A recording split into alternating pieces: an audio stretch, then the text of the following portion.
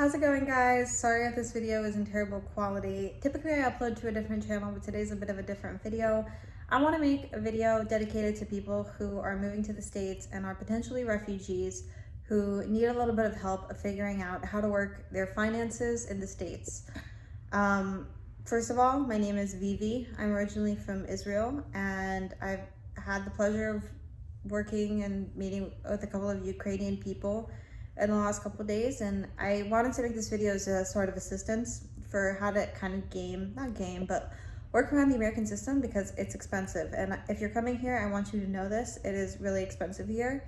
I'm currently in California, in Los Angeles. I know a lot of people are getting assisted help here, which is incredible. I don't exactly know how, but moving here, you will still have to spend quite a bit of money. So this is exactly what I would do if I was you and I was getting into this. First of all, I would be bulking up maybe once a month or once every 2 months on Costco.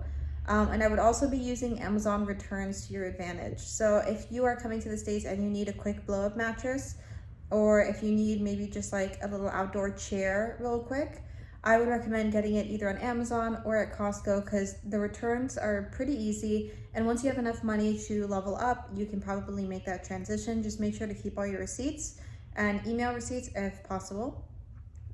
Once you do that, I would recommend to keep a little fund and always have that kind of in the back of your mind that you have some money that you're not going to be jumping into.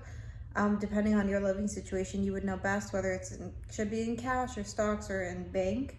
But make sure that you're keeping that and taking that into account. If you're coming for work in the United States, a lot of people will come here and work in construction or will work at varying other jobs. Just try to talk to people before you go into working at any specific companies to make sure that they're being, that they're not scamming people. And they might a little bit, but if so, maybe work there for a little bit and get out. I know how difficult it is and how there's a lot of the opportunities don't seem as fair when you're coming in from another country, but this is called the land of opportunity because there are a lot of opportunities for you to make it. And I want you to know that if you are smart and you are strategic with what you're doing, I am pretty sure you can get by quite well in the United States. Try to spend your time mindfully, especially in the situation that you're in, like making sure to not consume too much media in a sense, and be very present in your own life and see how you can make money. A lot of people will do reselling, which is another way that people make money. For getting secondhand items, I would recommend the Jewish Council of Women. I know in Los Angeles, they're great. I've thought about donating a bunch of stuff to them in the past. And there is also a Salvation Army, which is a Christian one. And there's a couple of other ones. People donate to them from their house, or you could go into the store and then pick up. You could call them if there's any specific things that you need and just mention to them the kind of things that you're looking for. I think there's a lot of good things that happen through Facebook groups as well. Don't be so afraid to maybe share the situation that you're in. Some people will understand a little bit more what that means. Some people might not necessarily, but something to keep in mind. Have trackers on for Facebook Marketplace for certain items that you're looking for, certain keywords that you can set up in Facebook Marketplace. And then from there, you can have those trackers on for certain prices, and you can go and see whenever something that you're looking for goes on sale. Certain times of season, things go on sale a lot more. So kind of know like the university schedules, the school schedules.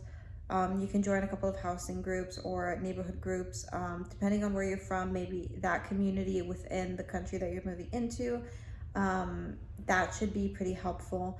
Each country is really different with taxes. I don't really want to give too much advice on that because I honestly wouldn't know. I think it depends also a lot on the visa or the passport that you're currently in, and that's always also changing between varying companies.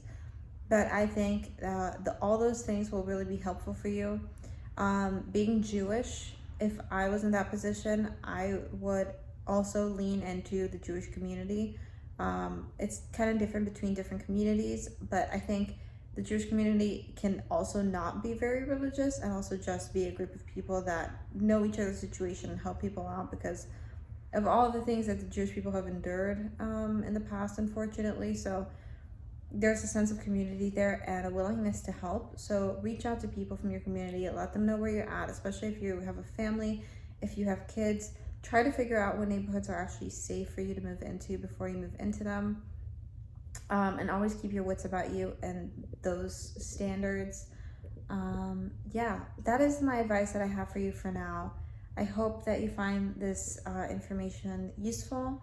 And I would also say, when looking for jobs, maybe look for ones that are in your neighborhood and are maybe not as competitive.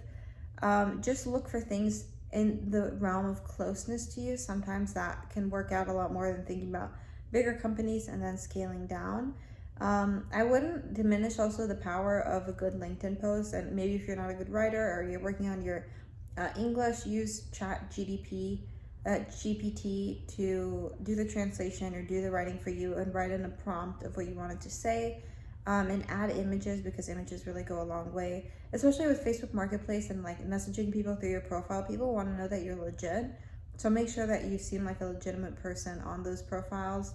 And don't give out people your Zelle or Zelly. I don't know exactly what it's called. It's a money app. Don't give people that information, because people will use that as like rules for scam. If you need a temporary phone number, I would recommend looking into Google Voice. You could set up a Google Voice account, and it could probably help you out quite a bit in the beginning. I also really like to keep my credit cards on my phone, so having Apple Pay available if needed is quite useful. So I would recommend that. Stay safe. Don't fall into any bad situations or bad circumstances. I hope that these different things, like setting up trackers in these certain way, and also you can probably, depending on the credit card, you have to research it, but you can probably get some good miles or points of different sorts on different credit cards. There's a lot of Reddit group communities that help that. Probably a lot of Reddit group communities for other things that may help you as well. So hopefully this information is helpful for you. Thank you for watching. If you're interested in checking out my other channel and learning more about other topics, I'm a UX designer. My other channel is VV Pixels. And yeah, I wish you all the best on your journey. Good luck. I believe in you. And sorry that I look so tired. I just am. Okay, good night, guys. Bye.